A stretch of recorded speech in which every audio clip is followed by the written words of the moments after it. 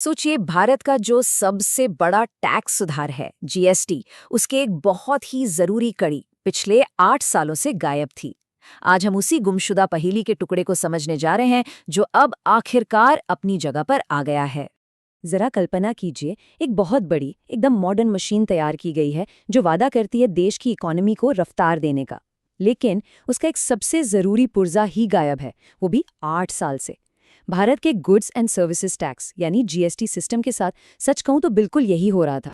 तो अब सवाल ये है कि जब वो गुमशुदा पुर्जा आखिरकार अपनी जगह पर लग जाता है तो होता क्या है, उस पूरी मशीन के काम करने के तरीके पर इसका क्या असर पड़ता है।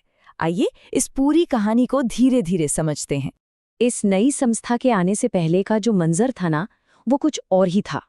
जीएसटी से जुड़े विवादों को सुलझाने का पूरा सिस्टम एक जबरदस्त दबाव में था। एक ऐसा कानूनी जाम लगा हुआ था जिसमें हजारों लाखों कारोबारी फंसे हुए थे। अब देखिए, जुलाई 2017 में जब जीएसटी लागू हुआ तो इसे आज़ाद भारत का सबसे बड़ा टैक्स सुधार कहा गया, और था भी। इसने अनगिनत अलग अलग टैक्स को एक ही सिस्टम में समेट दिया। लेकिन इसकी बुनियाद में एक बहुत बड़ी कमी रह गई थी। विवादों को निपटाने के लिए कोई आखिरी और ठोस प्लेटफॉर्म था ही नहीं। जरा खुद को एक छोटे कारोबारी की जगह रखकर देखिए। आपका टैक्स से जुड़ा कोई विवाद खड़ा हो गया। अब आपके पास कोई स्पेशल कोर्ट नहीं है। आपको सीधा उन हाई कोर्ट्स में जाना पड़ता है जहां पहले से ही लाखों केस का अंबार लगा है। मतलब एक ऐसा चक्कर जिसमें समय भी जाता है, पैसा भी, और नतीजा कब आएगा पता नहीं। और ये समस्या कितनी बड़ी थी, इसका अंदाजा इस एक नंबर से लगाइए, 4 लाख। जी हाँ, 4 लाख से भी ज्यादा मामले पहली अपील के बाद एक दूसरी और आखिरी सुनवाई के इंतजार में अटके पड़े थे। ये सिर्फ एक आंकड़ा नहीं, बल्कि पूरे सिस्टम पर एक बहुत भारी बोझ था।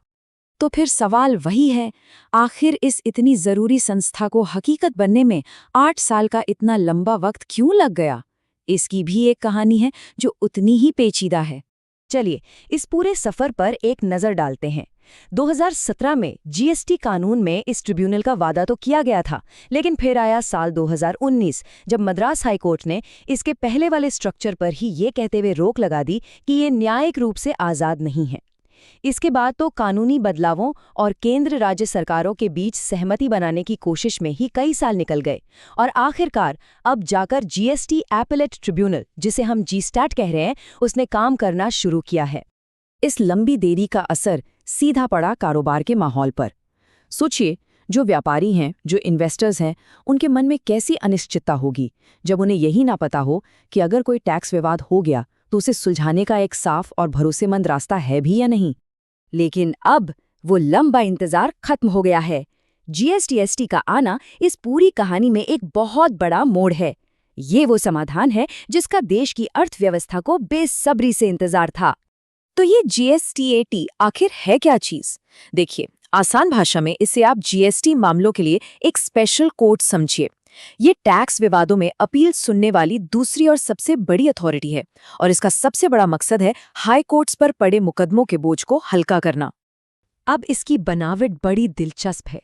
इसकी बेंचों में दो तरह के लोग होते हैं, एक जो कानून के माहिर हैं यानी जुडिशियल मेंबर्स, और दूसरे जो टैक्स की दुनिया के एक्सपर्ट हैं यानी टेक्निकल मेंबर्स। तो ये एक तरह से कानून और कॉमर्स का एक परफेक्ट बैलेंस है, ताकि हर फैसला सोच समझ कर लिया जाए। और हाँ, ये सिर्फ दिल्ली तक सीमित नहीं है। इसकी एक मेन बेंच तो नई दिल्ली में है, जो कुछ खास तरह के राष्ट्रीय मामलों को देखती है। लेकिन इसकी शाखाएं, या कह लीजिए स्टेट बेंचेस, पूरे देश में खुल रही हैं, मुंबई से लेकर पटना और बेंगलुरु तक, ताकि न्याय हर किसी की पहुंच में हो। चलिए अब ये समझते हैं कि ये नई अदालत काम कैसे करती है, क्योंकि इसका तरीका ही इसे पुराने सिस्टम से बिल्कुल अलग और आधुनिक बनाता है। तो यहाँ की सबसे बड़ी और अच्छी बात यह है कि जीस्टैट एक डिजिटल फर्स्ट संस्था है। इसका मतलब कागजों के वो बड़े बड़े बंडल, वो सब खत्म। सारी की सारी अपीलें, सारे दस्तावेज एक खास ऑनलाइन पोर्टल efiling.gst80stat.gov.in के जरिए ही दाखिल होते हैं। और ये प्रोसेस काफ़ी आसान बनाया गया है। आप पहले से अपनी अपील की तैयारी कर सकते हैं, फिर पोर्टल पर जाकर अपनी डिटेल्स भरते हैं, ऑनलाइन पेमेंट करते हैं और बस ज़रूरी डॉक्यूमेंट्स अपलोड करके सबमिट कर देते हैं। सारा काम कुछ ही क्लिक्स में घर बैठे। और देखिए, इस ट्रिब्यूनल ने आते ही एक बड़ा संदेश दिया। अपने पहले ही फैसले से इसने एक ऐसी मजबूत मिसाल कायम की जिसने बता दिया कि अब टैक्स विवादों को एक नए नजरिए से देखा जाएगा, पुराने ढर्रे पर काम नहीं चलेगा।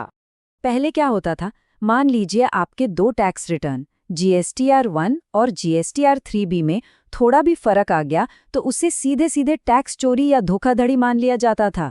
लेकिन जीएसटैट ने आकर कहा, नहीं, ऐसे नहीं चलेगा।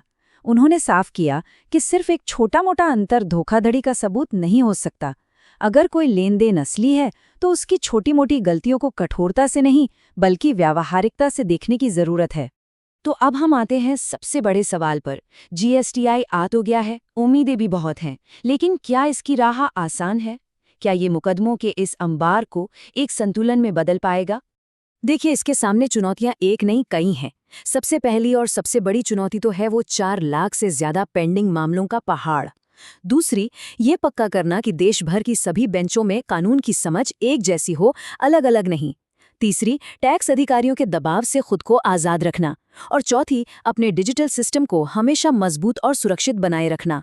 सच तो ये है कि जीएसटैट की कामयाबी पर ही ये बात टिकी है कि क्या ये भारत के पूरे जीएसटी सिस्टम की न्यायिक रीढ़ बन पाएगा या नहीं। ये एक बहुत बड़ी जिम्मेदारी है जो आने वाले कई सालों तक भारत के व्यापार के माहौल को तय करेगी। और इसी एक बड़े सवाल के साथ हम आज की बात खत्म करते हैं। क्या जीएसटैट भारत की टैक्स व्यवस्था को बैकलॉग के भंवर से निकालकर बैलेंस की जमीन पर ला पाएगा? खैर, इसका जवाब तो अब हमें आने वाला वक्त ही देगा। अगर ये वीडियो आपको पसंद आया हो तो लाइक जरूर करें, शेयर करें उन दोस्तों के साथ जिन्हें यूपीएससी, लॉ या जनरल नॉलेज की तैयारी करनी है। और हाँ, सब्सक्राइब करें। आप अपने सुझाव या सवाल नीचे कमेंट में लिख सकते हैं। यूपीएससी एंड कॉम्पिटिटिव एग्जाम की गाइडेंस या मेंटरशिप के लिए संपर्क करें। Our contact information is given in description. धन्यवाद। मैं हूं कृणाल ठाकुर। मिलते हैं अगले भाग में। जय हिंद।